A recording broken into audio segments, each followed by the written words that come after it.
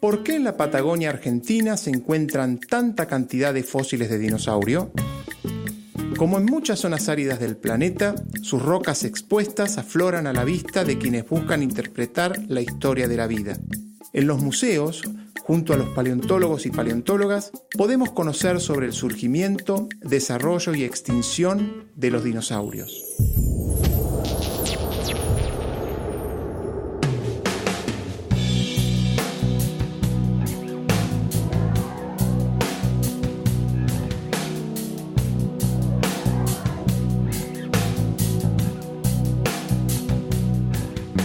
Tuti, mira un delfín. Oh, a ver. ¿Un delfín? Se parecen a los delfines. ¿Cómo te llamas? Ailem. Ailem, esto es un reptil. Es un reptil que vivió en la época de los dinosaurios. ¿Conoces a los dinosaurios? Sí. Bueno, los dinosaurios eran un grupo de reptiles que vivían en la tierra, pero en los mares los dominaban otro grupo de reptiles, los reptiles marinos. Entre ellos está el ictiosaurio. Este particularmente se llama Caipulisaurus bonapartei. Y si bien se parece a un delfín, tiene algunas diferencias. Fíjate, la aleta caudal, que es la aleta final, la de los delfines es horizontal y él la tiene vertical. ¿Y qué ves de raro en ese bicho? La boca. La boca. ¿Qué le ves de raro a la boca? Es muy alargada. Tiene un pico bastante largo y lleno de dientes. ¿Sabes para qué? Se alimentaba de unos organismos que se llamaban belemnites, que son parecidos a los calamares y que son bastante rápidos. Y este bichito también podía nadar muy rápido para poder cazarlos. Y además tienen otra particularidad en el cráneo. Fíjate, ¿qué tienen? Los ojos, ¿no? Los ojos. Tienen una cavidad muy, muy grande en donde estaba el globo ocular. Tenían ojos muy grandotes y eso les servía para poder bucear muy profundo y poder cazar estos belemnites. Estos reptiles están adaptados secundariamente a la vida marina. ¿Qué quiere decir esto?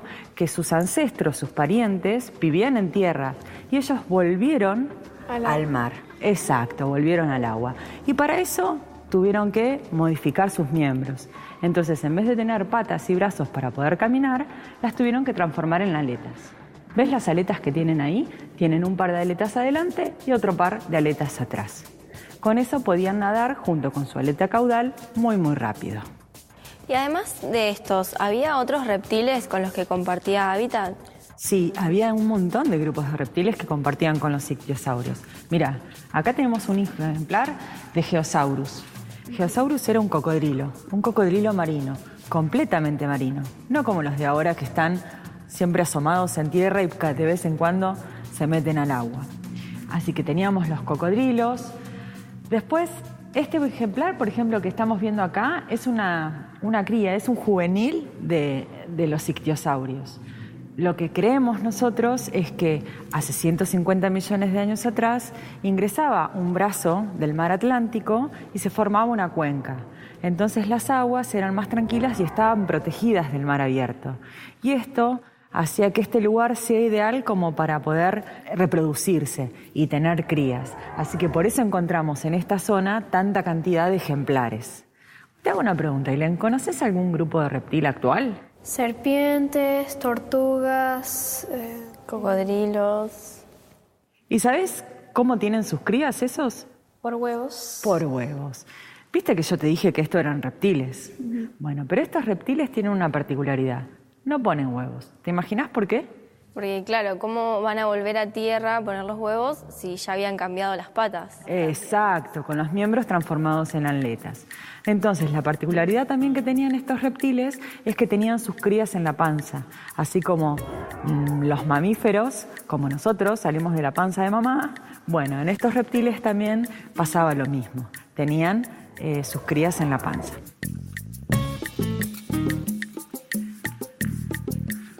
Bueno, como les conté yo, había un montón de grupos de reptiles marinos viviendo en la cuenca de Neuquina. Los otros que nos quedaban por ver era este, que es un ejemplar de Dacosaurus, que es otro tipo de cocodrilo. Si bien están muy emparentados con Geosaurus que habíamos visto antes, este es otro grupo y que, si se dan cuenta, es muchísimo más grande. Fíjense la cabeza, el tamaño de los dientes. Algunos lo llaman el Godzilla patagónico. Wow. Y este que tenemos allá es un ejemplar de pliosaurio. ¿Saben lo que son los plesiosaurios? No. Bueno, los plesiosaurios eran un grupo de reptiles marinos como el nahuelito. ¿Lo conocen al nahuelito, a la leyenda del nahuelito? Bueno, dentro de los plesiosaurios habían unos que tenían el cuello largo, como el nahuelito, y otros que tenían el cuello corto y cráneos muchísimo más grandes. Este es un ejemplar de pliosaurio. Es un plesiosaurio, pero con cuello corto. Y también, fíjense el tamaño de la boca y de los dientes. Bueno, y con estas bocas tan grandes y estos dientes tan grandes, ¿ustedes qué se imaginan que comerían? No sé, otros reptiles. Sí, otros reptiles. Estos podían comerse ejemplares de ictiosaurios más chiquitos o de plesiosaurios más chiquititos. Así que bueno, hemos hecho un poco la recorrida con todos los grupos de reptiles marinos que vivían en la cuenca neuquina hace 150 millones de años. ¿Qué te pareció, Ailén? Bueno, ¿te gustó? ¿Te gustó? Mira, la verdad es que yo te veo como un poco curiosa y como ya nos estamos quedando sola porque el museo está por cerrar, ¿qué te parece si vamos a la colección de fósiles? Así entras en una parte en donde generalmente los chicos no entran. ¿Crees que te muestre? Sí. Vamos.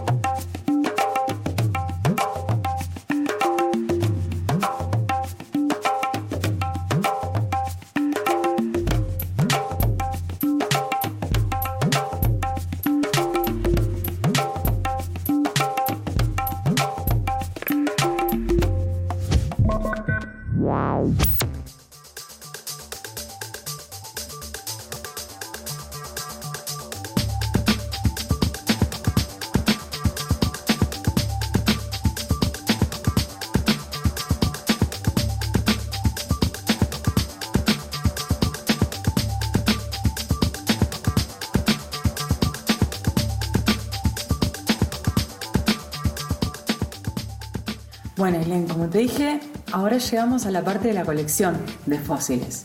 Acá está guardado todo el material que después van a investigar los paleontólogos y que no está expuesto adelante. Fíjate que toda esta repisa es de reptiles marinos, por la cantidad de ejemplares que se encuentran en esta zona. Acá, por ejemplo, tenemos una de las aletas de como los ictiosaurios, ¿viste? Como que vimos primero, el Capulisaurus. Bueno, esta es una de las aletas. Es el miembro transformado en una paleta. Y fíjate las falanges, las formas que tienen. ¿Viste? Acá son como más redonditas y acá son como hexagonales. Las falanges vendrían a ser estas partecitas de los dedos. Y ellos tienen que empezar a transformarlas para poder generar toda la forma de la aleta. Pero entonces, ¿son dedos o son aletas? En realidad son aletas que tienen dedos, pero está todo modificado para justamente formar una paleta para poder nadar.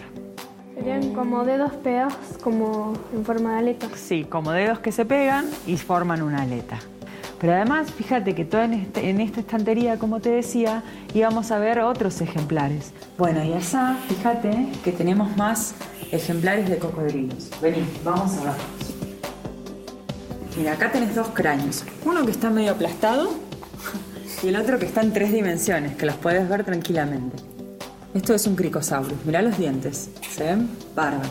Y esto es parte de lo que hacen los técnicos. A veces todo esto está relleno de sedimento y los técnicos lo que hacen es sacar el sedimento, que vendría a ser la tierra, para que se luzca bien todo el fósil y después nosotros los podamos estudiar. A mí me quedó una duda. Si los reptiles marinos y los dinosaurios vivieron en la misma época, pero los reptiles marinos no son dinosaurios. Claro, No. exacto. Los dinosaurios eran un grupo determinado de reptiles que vivían en la tierra. Y en los mares vivía otro grupo de reptiles y que eran reptiles marinos, pero no son dinosaurios. Entonces, vos solamente te dedicás a estudiar a los reptiles marinos. Exacto. Yo estudio los reptiles marinos, pero dentro de los reptiles marinos me dedico a una rama que se llama paleohistología y que básicamente lo que hacemos es cortar los huesos y mirarlos bajo el microscopio. Lo que miramos es el tejido óseo. Entonces, a partir de lo que yo observo en el tejido óseo, trato de hacer inferencias de tipo paleoecológica, es decir, cómo vivían, si eran juveniles, si eran adultos, si podían vivir cerca de la costa o vivían en el mar profundo, si estaban enfermos, como por ejemplo presentar alguna enfermedad o alguna patología ósea de las que hoy también existen, y me baso en el tejido para poder estudiar estos reptiles. Esa es mi especialidad. ¿Por qué quisiste estudiar todo esto? Mira, esto siempre me gustó. Desde chiquitita mi papá me llevaba al campo, a las bardas, y me la pasaba juntando piedras. Me encantaba. Y cuando fui un poco más grande, como todos los chicos, pasé por una etapa en la cual me hubiese gustado ser veterinaria. Entonces juntaba todos los perros de la calle y me los llevaba a mi casa. Y mi mamá me ayudaba a cuidarlos. Pero después me di cuenta de que si le pasaba algo a algún perro, yo iba a sufrir mucho. Entonces decidí estudiar paleontología porque, total, todos los grupos están fosilizados y no le puedo hacer ningún daño. Así que me fui a estudiar a La Plata y nada, me encantó, me fascinó. Si hoy tuviese que volver a elegir, elegiría exactamente lo mismo, volvería a estudiar paleontología y me gusta mucho mi trabajo. Además puedes salir, viajar, vas al campo, te despejas un poco de lo que es la ciudad y eso es lo que más me gusta de la paleontología. Qué lindo. Y sobre todo también el tratar de descifrar cosas del pasado que no tienen testigos hoy en día. Entonces, si yo estudiase por ahí, qué sé yo, algún organismo como una tortuga, a lo mejor, bueno, puedo observar las tortugas actuales y compararlas con las fósiles. La mayoría de estos grupos están extintos, no existen más y no tienen ningún representante. Entonces es como un desafío doble, tratar de entender qué fue lo que pasó en el pasado con estos grupos. Y eso me fascina, es como descifrar acertijos. Bueno, y les muestro algo por último que es fascinante. Esto es una piedra que estaba en la vereda del museo. La paleontología a veces también es una cuestión de suerte, no es que nosotros siempre encontramos todo. Muchas veces la gente lo encuentra, nos avisa y nosotros vamos al campo a buscarlo. Y otras veces puede estar al alcance de cualquiera. Por ejemplo, esto es una de las piedras que estaba en la vereda del museo.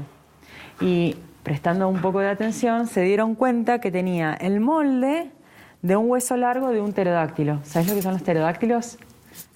Reptiles voladores. Vimos dinosaurios, vimos reptiles marinos y faltaba otro grupo de reptiles, los reptiles voladores. Y acá tenés algunos también ejemplares de pterosaurios que fueron encontrados en el campo. Pero bueno, esto fue una cuestión de prestar atención. Vas a empezar a caminar mirando al piso. A veces en las paredes de las casas, en los revestimientos, si ustedes prestan atención y dependiendo de qué piedra esté cubriendo la pared, se van a dar cuenta que algunas pueden tener amonites o distintos fósiles. Así que los fósiles están por todos lados.